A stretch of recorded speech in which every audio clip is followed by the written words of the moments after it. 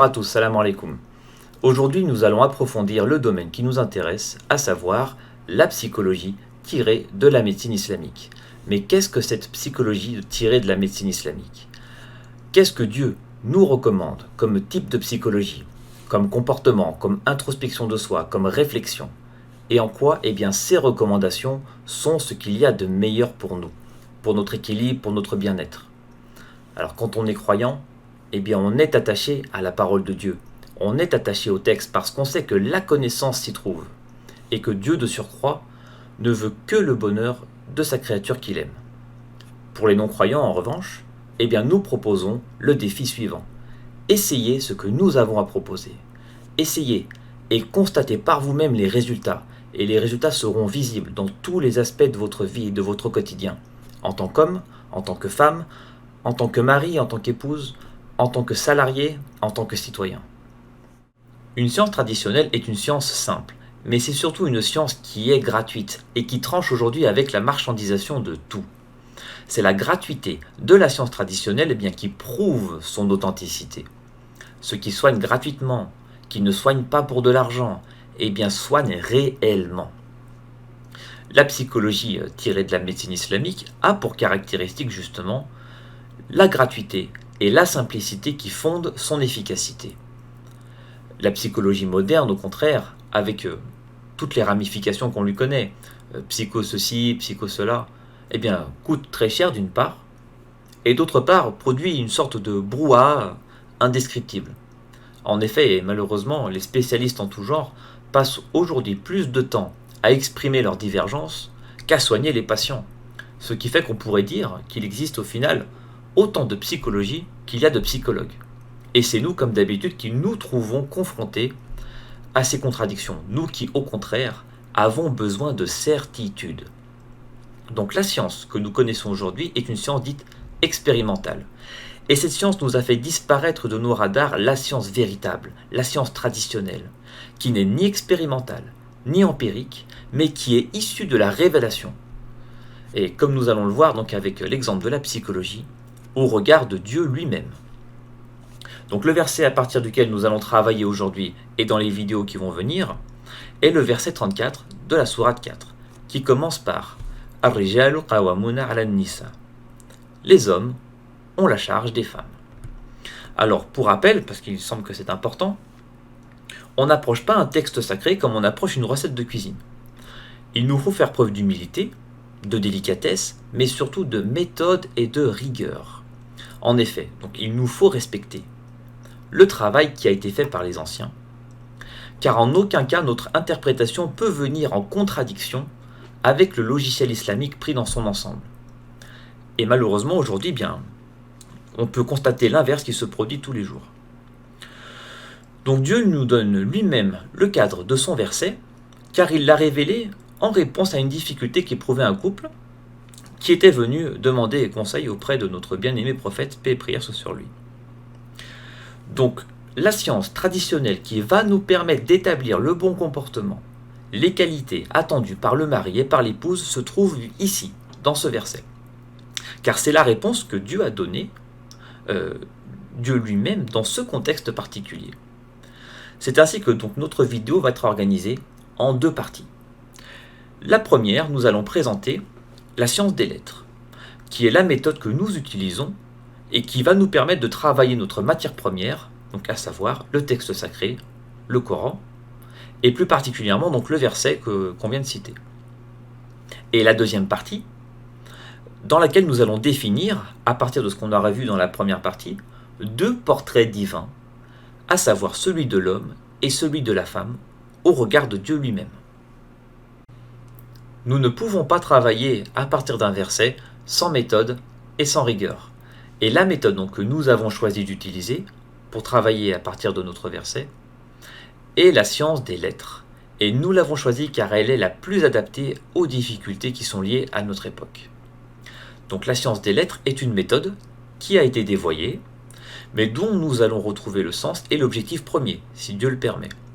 Car le dévoiement de cette méthode n'entame en rien sa qualité première. En effet, l'objectif réel, l'objectif initial de la science des lettres est d'apporter à la vie quotidienne des ressources positives pour vivre mieux. Appliquée au domaine de la psychologie, par exemple, eh bien, cette méthodologie définit clairement, précisément, des modalités extrêmement précises, comme vous allez voir, touchant à la réalisation positive de l'homme, de la femme et du couple. Donc prise dans son acceptation première, prise dans sa compréhension initiale, la science des lettres vient nous éclairer sur ce que nous avons à faire pour vivre mieux. Et cette science est une méthode d'amélioration donc de notre vie quotidienne, parce que nous souffrons tous en vertu de sa méconnaissance. C'est-à-dire que lorsqu'on prend, par exemple, les attaques produites aujourd'hui par la société moderne, contre l'identité de l'homme, contre l'identité de la femme, le recours à la science des lettres, et à la révélation bien sûr, va nous permettre de retrouver les caractéristiques de la nature première, de l'homme et de la femme. Et à partir de cette restauration, nous allons pouvoir aussi restaurer les modalités de la réalisation de chacun d'entre nous, par le couple, par le mariage et par l'amour conjugal. Donc parce que le couple, bien sûr, dépend de l'homme et de la femme. Il nous faut être un vrai homme et une vraie femme, au sens naturel du terme, pour réussir une vie de couple. Parce qu'il paraît certain qu'une identité dégénérée de l'homme ou une identité dégénérée de la femme ne peut pas produire un couple sain, ni un couple durable, ni un couple équilibré. Et donc nous sommes obligés de remonter à la nature première de l'homme et de la femme pour en tirer dans leur complémentarité l'alliance qui est le mariage et l'amour conjugal. Donc nous avons le verset qu'on a cité précédemment, le verset 34 de la sourate 4. Et comme méthodologie, la science des lettres, donc qui trouve son origine dans la parole du prophète, paix et prière soit sur lui. Le Coran a été révélé sur cette harlouf et qui a été réhabilité donc par le saint marocain Sidi Abdelaziz Dabbar il y a 400 ans. Et à partir donc de cette méthode, nous pouvons éclairer ces définitions de l'homme et de la femme. Et parce qu'il s'agit d'éclairer, nous pouvons considérer que la science des lettres met en œuvre des lumières éclairant la véritable nature des choses. En l'occurrence ici, la véritable nature de l'homme et la véritable nature de la femme, tels qu'ils ont été créés par Dieu. Et en conséquence, on peut en tirer un amour conjugal et un mariage, qui sera la moitié de la religion. Donc comment fonctionne la science des lettres ? Comment fonctionne cette méthode ? Comment fonctionne cette méthodologie ? Partons justement de l'exemple des mots écrits en arabe coranique, donc qui est la langue sacrée du Coran, la langue de la révélation coranique. Les lettres constitutives de chaque mot contiennent un enseignement qui, ajoutés les uns aux autres, donc ces enseignements, par la sommation des lettres constitutives du mot, vont pouvoir nous faire comprendre donc, ce dont nous parlions tout à l'heure, c'est-à-dire la véritable nature des choses. Par exemple, ici, quelle est la véritable nature de l'homme, quelle est la véritable nature de la femme, et à partir donc de laquelle on peut construire un vrai couple. Chaque lettre du texte saint, chaque lettre de chaque mot en arabe contenu dans le texte saint, agit comme un projecteur sur une qualité, sur un comportement attendu de Dieu. On apprend donc de manière certaine et surtout irréfutable ce qu'est un homme et ce qu'est une femme. Et cet éclairage nous permet d'établir un diagnostic sûr et hors polémique de ce qu'est un homme ou de ce qu'est une femme. Donc le mot homme, au pluriel, en arabe coranique, tiré du verset qu'on a vu tout à l'heure, ar-rijal, il est composé de 6 lettres. Chacune de ces lettres, écrite par la plume divine, écrite par la main de Dieu, a un sens. Et ce sens débouche notamment sur une qualité, et nous allons prendre chacune de ces qualités pour établir le portrait divin de l'homme. Donc grâce à la science des lettres, nous avons chaque lettre du livre saint qui est égale une qualité, un comportement, une lumière, qui est attendue de Dieu. Et à partir des qualités, donc de ces qualités tirées des différentes lettres constitutives du mot ar-rijal, nous allons pouvoir effectuer un schéma que je vais vous présenter tout de suite, et qui va vous permettre de mieux comprendre. Voilà. Donc au centre, nous avons le mot rijal, forcément qui est écrit en arabe coranique, parce que cet exercice, cette méthode, n'est pas applicable par exemple dans la langue française moderne, ni d'ailleurs dans un arabe autre que l'arabe coranique. Et c'est donc à partir des lettres en arabe et des attributs attachés à chaque lettre que nous transmet la science des lettres, que nous allons pouvoir déterminer les qualités en question que je vais vous présenter maintenant. Voilà, donc elles apparaissent en oreillette autour du mot rijal. Donc rijal qui se traduit par les hommes, qu'on a tiré du verset qu'on a cité tout à l'heure. Les hommes au pluriel, car Dieu dans ce verset parle des hommes dans leur totalité. Il s'agit là de tous les hommes. Donc le schéma se lit dans le sens des aiguilles d'une montre, en partant du haut. Chaque lettre symbolise une qualité attendue par Dieu. Il est donc attendu de l'homme de souscrire à l'économie divine, on va voir ce que ça veut dire précisément après, le savoir-faire, le savoir-être, de se surpasser, la patience, de s'éteindre dans l'économie divine et la prospective. Donc la même chose pour les femmes, à partir du mot en-nisa, donc en-nisa qui signifie les femmes au pluriel, car une fois de plus, Dieu nous parle des femmes dans leur intégralité. Le mot en-nisa est composé de 5 lettres qui apparaissent en satellite, voilà, donc les différentes lettres constitutives du mot femme, enfin du mot les femmes. Et chaque lettre, encore une fois, symbolise une qualité, un attribut attendu par Dieu qu'il a inscrit de sa plume divine dans la nature des femmes. Il est donc attendu des femmes de souscrire à l'économie divine, le savoir-faire, le savoir-être, la satisfaction permanente, l'abnégation et de s'éteindre dans l'économie divine. Et nous arrivons donc à avoir 2 portraits divins au regard de Dieu lui-même sur ses créatures. Donc comment Dieu conçoit l'homme, il le conçoit comme cela. Comment est-ce qu'il conçoit les femmes, il les conçoit comme cela. Et c'est inscrit dans l'écriture de son mot par sa plume. Et tout, donc voilà, tout est synthétisé dans le mot représentant les hommes et dans le mot représentant les femmes au travers de l'analyse des différentes lettres. Et nous avons donc là le portrait divin de l'homme et le portrait divin de la femme, desquels nous allons évidemment pouvoir tirer les attentes de Dieu sur l'amour conjugal, le mariage et le couple.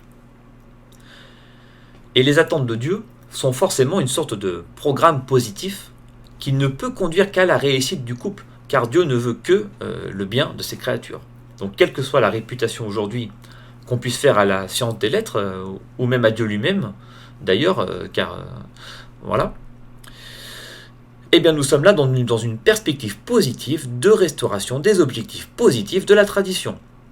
Et c'est notre travail aujourd'hui que de restaurer donc la science des lettres pour ce qu'elle est vraiment, c'est-à-dire une méthodologie positive pour connaître les desseins de Dieu sur l'humanité, et là en particulier dans le domaine qui nous intéresse, donc connaître le destin qu'il a prévu, par sa grandeur, par sa grâce, par son bienfait, pour le mariage, l'amour conjugal, et donc pour l'homme et pour la femme.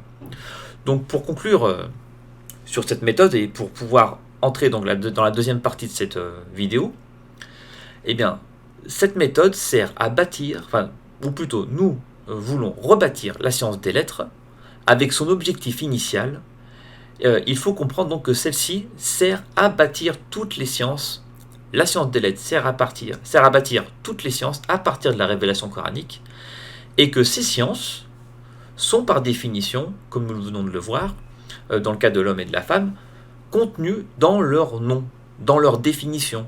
Ces sciences sont opératives et manifestées par le caractère lumineux de chaque lettre constitutive de chaque mot. Et donc nous allons avoir, à partir de la révélation et de la science des lettres, donc nous avons pu établir, 2 portraits, le portrait divin de l'homme et de la femme, au regard de Dieu lui-même, et à partir de quoi nous allons pouvoir bâtir le reste. Donc si vous souhaitez en savoir plus sur cette science des lettres, vous trouverez en commentaire de cette vidéo les liens qui vous permettront d'en savoir un peu plus. Nous avons le livre du cheikh Mohamed Saïdi en arabe, disponible gratuitement sur notre site, et également en français différents contenus, et d'autres vont venir s'ajouter. Voilà.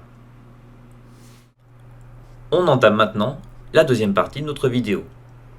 Donc, pour rappel, dans la première partie, Eh bien, nous avons présenté la science des lettres, qui est une science traditionnelle islamique, transmise par le prophète lui-même aux compagnons, qui l'ont transmise à leur tour. Et cette science donc, est parvenue jusqu'à nous par l'intermédiaire donc d'une succession de savants, dont le savant Sidi Abdelaziz Dabbar. À partir de cette science, nous avons pu travailler notre matière première, donc le Coran, et plus particulièrement donc le verset 34 de la sourate 4, à partir duquel nous avons extrait deux mots, Ar-Rijal, les hommes, et An-Nisa, les femmes. Et grâce à la science des lettres, nous avons pu déterminer les deux portraits divins que vous avez devant vous, à savoir donc le portrait divin de l'homme et le portrait divin de la femme. Chaque lettre de chaque mot symbolisant une qualité, un comportement qui est attendu par Dieu et que nous renseigne la science des lettres. Donc je dis le portrait de l'homme et de la femme, j'utilise volontairement le singulier, car Dieu utilise le pluriel pour nous montrer qu'il s'agit de tous les hommes et de toutes les femmes. Donc nous allons définir chacune des qualités des deux portraits, et nous allons ensuite donner quelques exemples pour voir ce qu'on peut comprendre à partir de ces deux portraits, dans le cadre d'une cohabitation. Simplement en observant ces deux portraits, on constate déjà qu'il y a des qualités qui sont communes aux hommes et aux femmes, et que certaines qualités sont propres aux hommes, et tandis que d'autres sont propres aux femmes. Ce qui va répondre aux questions qu'on a posées dans la vidéo précédente, à savoir en quoi est-ce que les hommes et les femmes se ressemblent et en quoi est-ce qu'ils diffèrent. Donc nous avons trois qualités communes aux hommes et aux femmes, puis trois qualités spécifiques à l'homme et deux qualités spécifiques aux femmes. On va pouvoir les détailler maintenant. Une dernière parenthèse avant de commencer, il semble important de préciser que pour l'homme autant que pour la femme, il est important d'apprendre à se connaître, mais aussi de connaître l'autre qui participe à notre réalisation. Voilà, donc nous avons 6 qualités de l'homme qui sont attendues par Dieu. Les voici.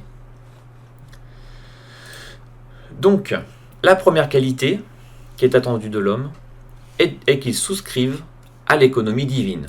Donc l'économie divine, c'est la façon dont Dieu organise sa création, avec ses lois, avec ses règles.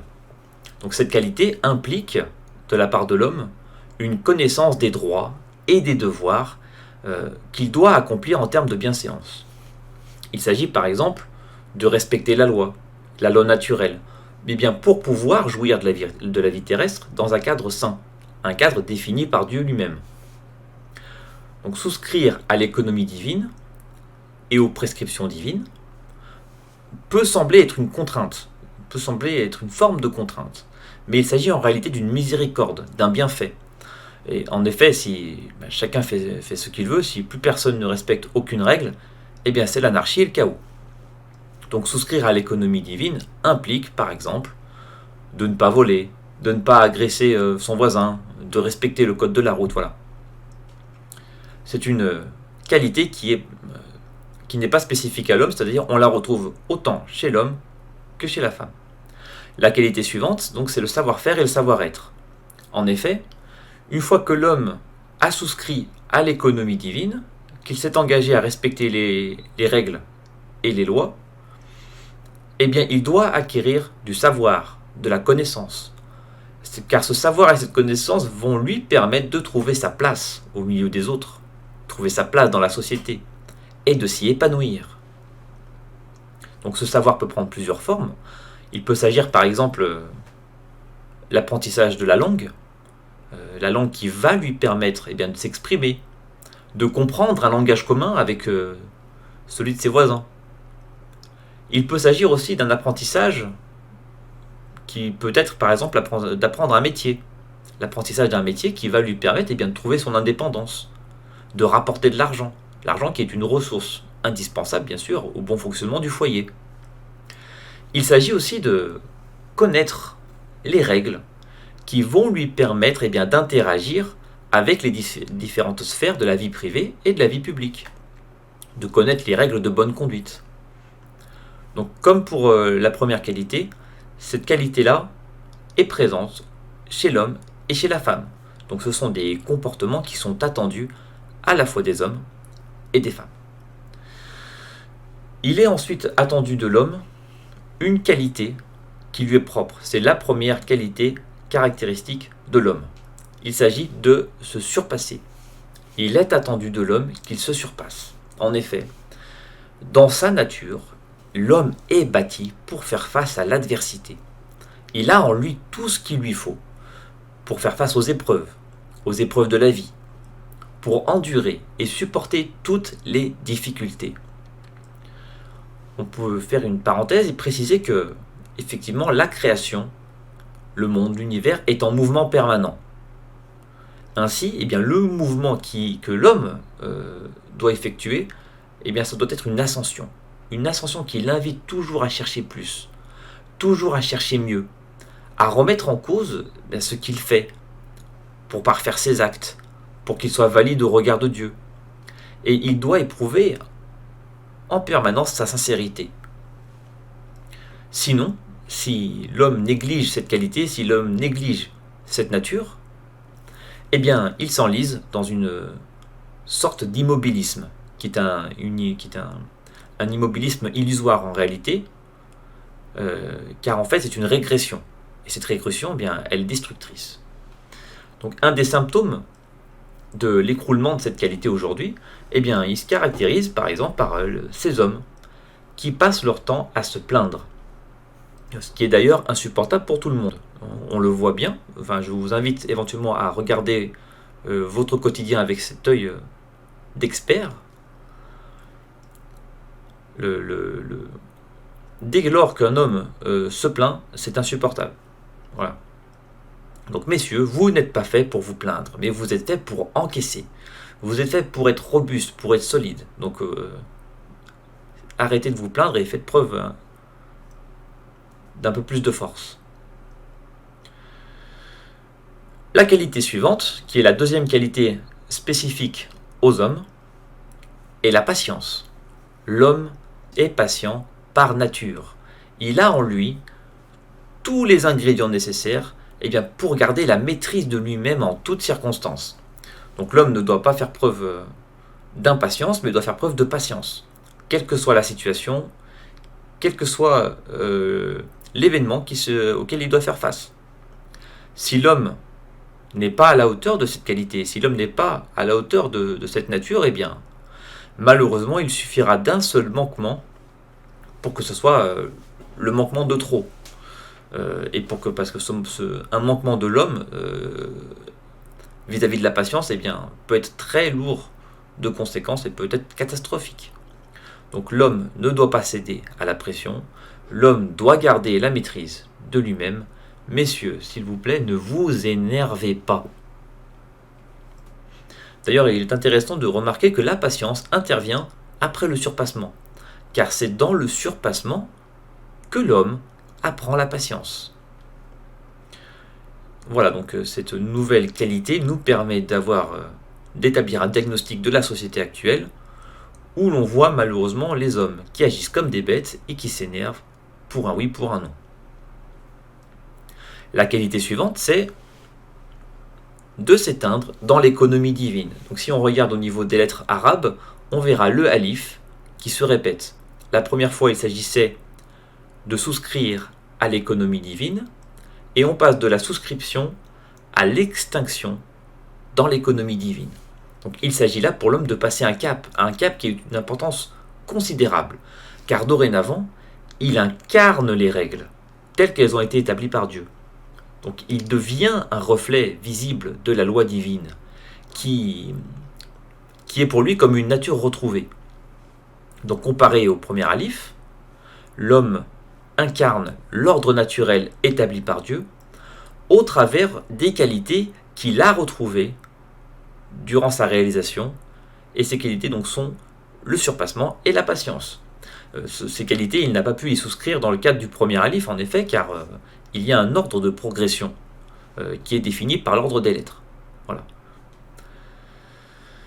La dernière qualité Le dernier comportement, le dernier enjeu dans le cadre de la réalisation de l'homme est la prospective. Il s'agit là donc de la réalisation de l'homme, car cette qualité bien, ouvre à l'homme les portes de l'avenir. En effet, l'homme qui arrive à cette prospective doit investir son temps, doit investir sa vie dans la recherche, dans la science, en vue de construire et de bâtir la civilisation dans laquelle il vit. D'ailleurs, il s'agit là d'une lettre qui est propre à l'homme, et c'est pour ça que tous les hommes, ou plutôt que tous les prophètes, étaient des hommes. Voilà, donc il s'agit d'un haut degré de réalisation de l'homme. Donc on a fait le tour des qualités du comportement attendu de l'homme, et je vous invite éventuellement bien à éprouver ce portrait avec les hommes autour de vous, ou avec vous-même si vous êtes un homme. Eh bien vous allez pouvoir établir un diagnostic précis sur vos manquements, sur vos forces, comprendre là où vous êtes attendu, comprendre là où vous devez progresser. Si par exemple, eh bien, dans le cadre du couple, il y a une situation qui est électrique, la patience de l'homme sera souvent la clé qui permettra de désamorcer donc cette situation. Et si jamais, malheureusement, et je ne le souhaite à aucun d'entre nous, il y a une situation qui dégénère, essayez de prendre du recul, de revoir ce qui s'est passé au regard de ce portrait. Peut-être vous allez comprendre là où vous étiez attendu et vous n'avez pas su malheureusement faire preuve de courage. Donc on va passer maintenant au portrait des femmes et on va voir chacune des qualités, on va définir chacune des qualités.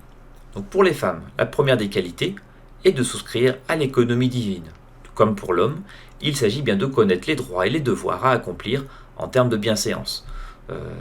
Il s'agit de respecter la loi naturelle, pour que la femme puisse jouir bien, de la vie terrestre dans un cadre sain, un cadre défini par Dieu.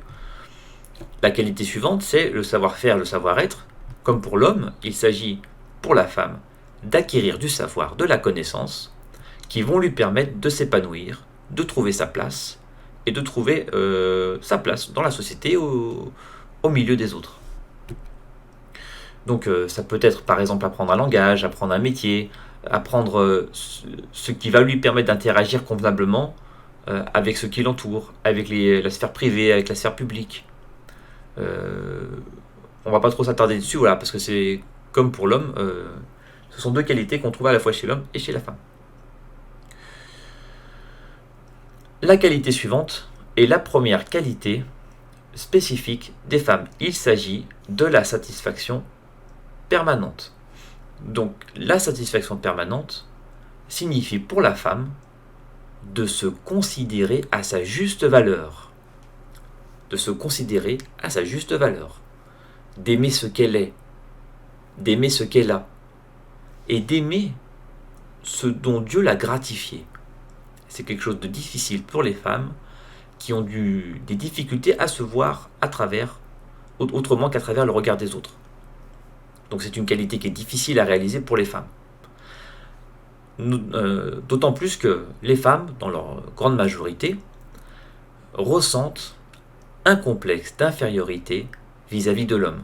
Et ce complexe d'infériorité, d'ailleurs qu'il soit conscient ou non, eh bien,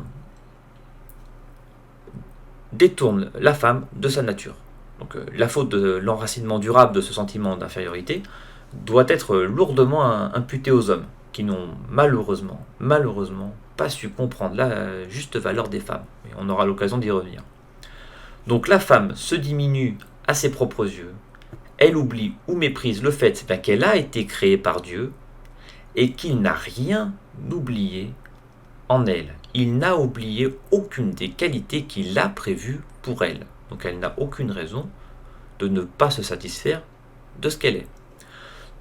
Donc en conséquence de quoi, eh bien la femme, dès lors qu'elle se perçoit comme une créature de Dieu, qui forcément est parfaite car Dieu fait les choses parfaitement, eh bien ne peut alors ressentir la satisfaction autre chose que la satisfaction d'être ce qu'elle est, c'est-à-dire d'être ce que Dieu a voulu qu'elle soit. Malheureusement, encore une fois, quand on fait l'état des lieux de la situation actuelle, le féminisme a troublé notre discernement. Eh bien, car on a l'impression, aujourd'hui, on a vraiment l'impression que les femmes sont sûres d'elles, qu'elles ont confiance en elles, qu'elles sont fortes dans l'espace public. Mais il ne s'agit là que d'apparence, car eh bien, la volonté de la femme, qu'a la femme aujourd'hui de vouloir ressembler à l'homme, de prendre une place qui n'est pas la sienne, manifeste exactement le contraire. Aujourd'hui, les femmes n'ont pas du tout confiance en elles. Nombreuses d'ailleurs sont celles qui l'ignorent. Et si elles l'ignorent, c'est qu'elles ont la souffrance d'ignorer leur nature, d'ignorer cette nature. Et pour sortir bien de ce mépris que les femmes ont d'elles-mêmes, elles vont commettre l'erreur, non pas bien d'imposer leur nature, mais de vouloir y échapper, en essayant de ressembler aux hommes. Et donc ne pas assumer sa nature conduit inévitablement à un déséquilibre intérieur qui produit la panne. Et la panne rejaillit inévitablement sur le couple et sur le reste. Donc la femme doit retrouver cette confiance naturelle, cette estime de soi, cette réjouissance d'être une créature de Dieu.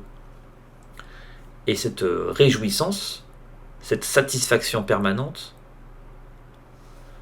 va générer une énergie en elle qui nous conduit à la qualité suivante, qui est l'abnégation. Donc la satisfaction de la femme génère une énergie positive qui est encadrée par l'abnégation. Il s'agit là pour la femme de mettre cette énergie générée au service des autres. L'abnégation, c'est le dévouement, c'est l'altruisme qui est caractéristique des femmes. Les femmes ont ce dévouement, naturellement. Et nul ne peut briller dans un foyer comme brille une femme. Une femme qui décide de prendre soin des êtres qui lui sont chers, se réalise dans cette qualité. Et si la femme n'utilise pas l'énergie de la satisfaction permanente dans le cadre de l'abnégation, il en résultera un déséquilibre qui se manifestera par exemple par un comportement hautain, par un comportement suffisant, détestable. L'abnégation des femmes est admirable, sublime, et c'est cette abnégation qui rayonne sur le couple et sur le foyer. Car si on prend seulement la peine de regarder, on verra que ces femmes, les femmes, ont ce regard, ont cet amour, ont ce quelque chose que la science expliquera un jour, et qui nous rappellera alors à quel point nous devons être bons avec nos mères. La qualité suivante, il s'agit pour la femme de s'éteindre dans l'économie divine. Comme pour l'homme, la lettre en arabe alif se répète, et on passe de la souscription à l'économie divine, le fait d'accepter les règles et la façon dont Dieu a organisé la création, à l'incarnation de ces règles. Donc la femme incarne ces règles, comme s'il s'était inscrit dans son ADN. Elle devient alors, comme pour l'homme, un reflet de la loi divine. Et comme pour l'homme, dans le cadre de ce second alif, il y a le fait qu'elle se soit réalisée dans les qualités qui sont les siennes, à savoir la satisfaction permanente et l'abnégation, car elle ne pouvait pas, comme pour l'homme, connaître, ou du moins investir, se réaliser dans ces qualités, car il y a un ordre logique dans la réalisation qui est celui des lettres. Donc voilà, comme pour l'homme, je vous invite éventuellement à éprouver ce portrait. Si vous êtes vous-même une femme, ou si vous connaissez des femmes, ou s'il y a des femmes autour de vous, essayez d'éprouver ce portrait pour voir en quoi il va prendre du sens, et à quel point vous allez comprendre des choses que peut-être vous ne voyez pas, vous n'avez pas vu jusqu'à présent. On va revenir sur notre schéma, ou sur nos deux schémas présents côte à côte.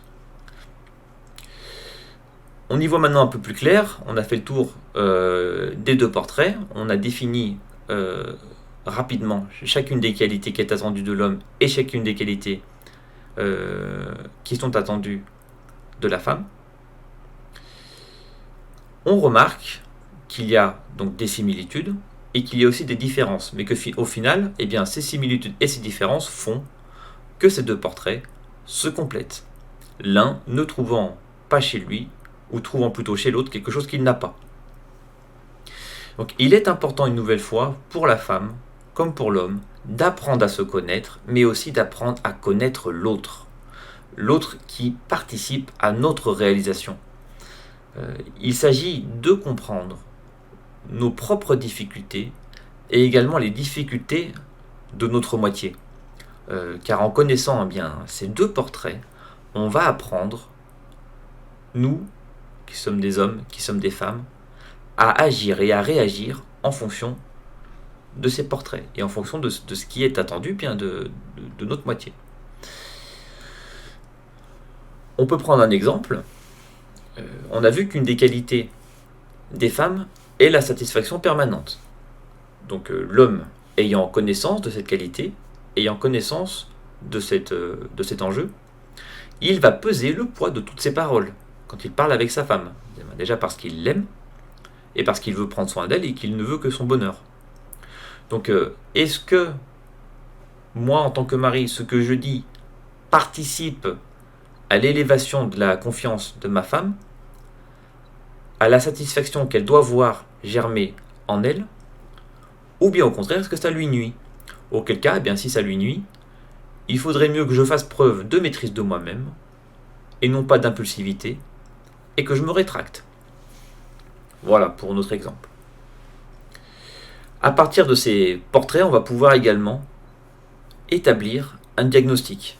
Si on essayait d'établir un diagnostic sur l'intégralité des hommes et l'intégralité des femmes, eh bien, on pourrait se rendre compte à quel point eh bien, la société va mal. Et on comprendrait tout ce qui se passe aujourd'hui. Mais on comprendrait surtout à quel point il suffit de peu de choses pour inverser toute la tendance. J'espère que vous avez pu apprécier de travailler sur ce sujet autant que moi. Dans les vidéos suivantes, eh bien, nous allons revenir sur ce que nous avons vu aujourd'hui, mais avec une perspective légèrement différente afin bien de comprendre certains aspects que malheureusement on n'a pas pu aborder aujourd'hui. Également, donc, comme nous n'avons pu que dégrossir les grandes lignes de cette psychologie tirée de la médecine islamique, nous avons tant d'autres choses à voir, car tout est à faire, tout est à construire. Et je suis sûr que les prochaines vidéos vont vous apporter de nouvelles réponses qui vont vous donner envie d'en savoir encore plus au fur et à mesure que les vidéos seront publiées. Si vous avez des questions, si vous avez des remarques, n'hésitez pas, soit sous l'espace prévu sous cette vidéo, soit sur notre site internet. Tous les liens sont disponibles en commentaire. En attendant, bien, je vous remercie et je vous dis à très bientôt. Salam alaikum wa rahmatullah.